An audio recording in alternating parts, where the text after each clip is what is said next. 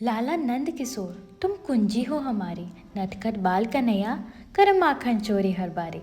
उम्र तुमरी बढ़ते जाए रंगे हर गोपियों को लाली। उम्र तुमरी बढ़ते जाए रंगे हर गोपियों को लाली। कंस का संहार कर, कंस का संहार कर द्वारका जा बसे, और जरासंध हारा बुद्धिमत से तुम्हारी। हे कृष्ण, हे कृष्ण तेरी लीला हम ना जानी, फिर क्या हम भी चले तुमरी नगरी, कहो ना ओ ब्रिजवासी। नमस्कार दोस्तों, आज हम आ गए हैं इतिहास के ऐसे हिस्से में जहां हमारी आस्था और भी गहरी हो जाती है। इस जगह का नाम बेट द्वारिका है। अगर शुरुआत से शुरू की जाए तो सुनिएगा ज़रूर। वैसे तो पूरा संसार ही कृष्ण की भूमि है, परंतु कुछ हजारों बरस पहले द्वारका समुद्र में लुप्त नहीं हुई थी, गांधारी के श्राप से डूब नहीं गई थी। द्वारका एक नगरी थी और इस नगरी में आ बसे थे हम सब के नंद किशोर, कंस को हरा के और जरासंध से दूर अपने जनता की उन्नति पे ध्यान दे सके, बस इसीलिए। तो चलिए उस द्वारका के कुछ हिस्से को देखते हैं जो सिर्फ एक किस्सा नहीं, आज भी एक नगरी है। इसे बेट द्वारका कहते हैं क्योंकि सुदामा जी ने कृष्ण जी को चावल दिए थे भेंट में, और इसीलिए इस जगह को हम बेट द्वारिका के नाम से जानते हैं। वहाँ के पंडित जी से पता चला कि इसकी आबादी करीबन 10,000 है, और अगर हम यहाँ अपने इच्छा से चावल या कुछ दान देते हैं तो ब्राह्मणों को भोज दिया जाता है। ज़्यादातर इस टापू में उनका यही रोजगार का माध्यम है। अरब सागर में बसा ये टापू, और टापू में हमारे कान्हा जी की ये प्यारी सी मंदिर, जहाँ कहा जाता है वो अपनी रानियों के साथ यहीं रहा करते थे। कृष्ण जी के दर्शन करने के बाद और मन को प्रफुल्लित करने के बाद सोने की द्वारका भी देख आते हैं ज़रा, क्योंकि जितना सुना है उससे भी ज़्यादा खूबसूरत बनाई गई है। हर एक किस्से को यहाँ दर्शाया गया है। यहाँ कृष्ण जी की जन्म कथा से लेके उनकी लीलाओं तक उनके अलग अलग अवतारों का रूप भी यहाँ पर दर्शाया गया है। किस तरह बरसात की रात में भगवान कृष्ण जी का अपनी माता से वियोग हुआ, और राजा वासुदेव जो कि कृष्ण जी के पिता हैं, उन्होंने देखा किस तरह से एक के बाद एक जेल की दरवाजे खुलती जा रही है, और वो आगे बढ़ते बढ़ते अपने दोस्त के यहाँ गोकुल में जाकर कृष्ण भगवान जी को उनको सौंप आए, ताकि कृष्ण भगवान सही सलामत रह सके कंस से। यहाँ पे भगवान जी का बालपन भी दर्शाया गया है, उनका माखन चोरी और उनका मुरली बजाना।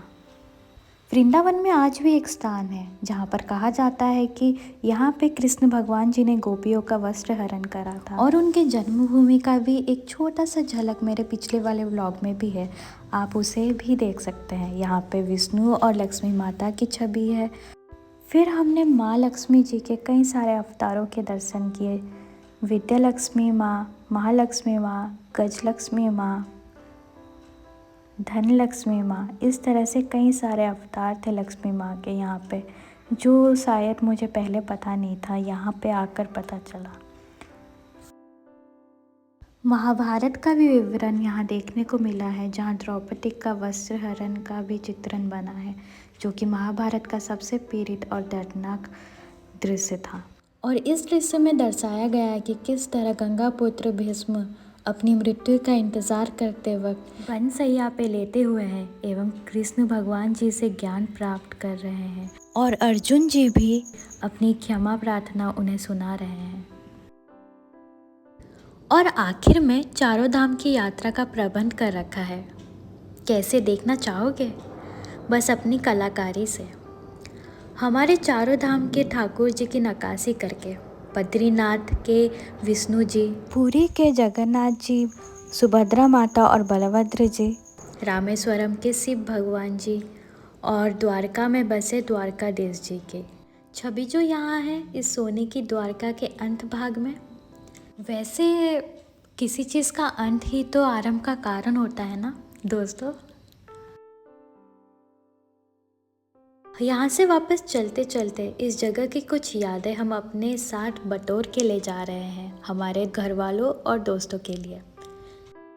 शाम का वक्त होना, अरब सागर का बहना, सूरज का अस्त होना और इतने सारे सीगल्स का हमारे आसपास उड़ना, एक संजोग तो नहीं, बस खूबसूरती को चांद लगाने का एक तरीका था।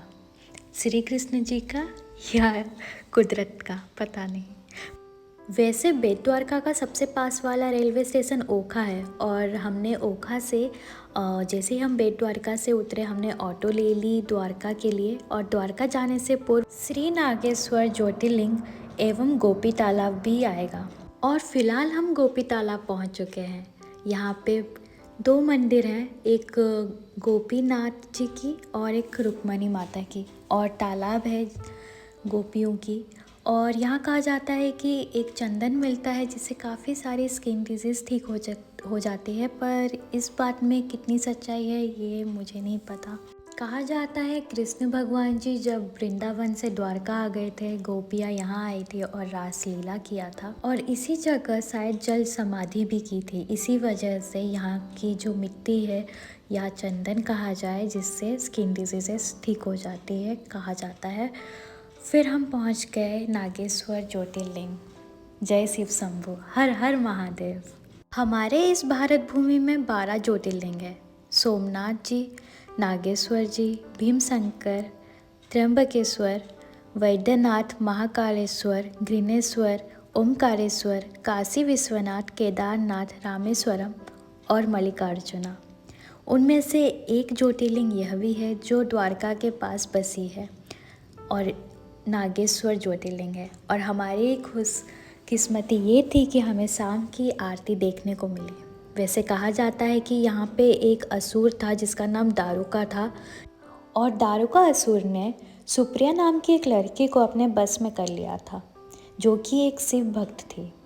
वो दिन रात शिव जी का नाम जपती थी, ओम नमः शिवाय, ओम नमः शिवाय।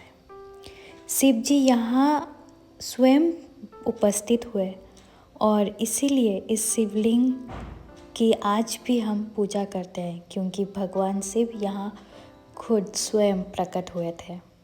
यहाँ से हमने आरती ली और चंदन लगाया अपने माथे पे। हम यहाँ थोड़ी देर और बैठे भगवान जी के पास और फिर आगे चल पड़े हमारी यात्रा में। आगे चलते ही हमें भगवान जी का हवन कुंड देखने को मिला, जहाँ का राख अभी भी गर्म था। इसे हम ओडिया में विभूति कहते हैं और ये हमारे लिए काफ़ी पवित्र होता है। यहाँ गोमुख गंगा जी की जलधारा बह रही थी। थोड़ी से हमने गंगा जी की जलधारा अपने हाथों में ली और अपने सफ़र में आगे बढ़ते बढ़ते हम द्वारकाधीश के धाम द्वारका पहुँच गए। और रात काफ़ी हो गई थी तो होटल कांट में रुक गए।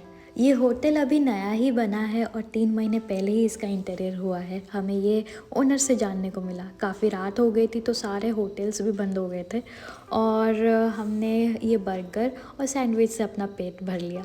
फिर हम होटल के अंदर गए और रूम काफ़ी शानदार था और रूम और बाथरूम दोनों ही काफ़ी नीट एंड क्लीन थे। और यहाँ पे टीवी वगैरह का भी सुविधा है जो आप देख सकते हैं। वैसे हम ठंडी के मौसम में गए थे तो एसी की ज़रूरत पड़ी नहीं हमें। और यहाँ पर रिफ़्रेशमेंट भी दिए गए थे और हम काफ़ी थक गए थे तो हमने सोचा कि कॉफ़ी पी लेते हैं, भले इतनी रात हो गई। तो क्या हुआ, शावर जेल और शैम्पू भी यहाँ पर था। फिर हमने अपना मेकअप उतारा और कॉफ़ी इंजॉय करते हुए एक मूवी देखी जो कि स्टार गोल्ड में दे रही थी, गरम मसाला। अगले ब्लॉग में हम चलेंगे द्वारकाधीश के यहाँ और आशा करती हूँ कि ये वीडियो आपको काफ़ी इन्फॉर्मेटिव लगा होगा। तो do let me know in the comment section और सारे बोलो राधे राधे।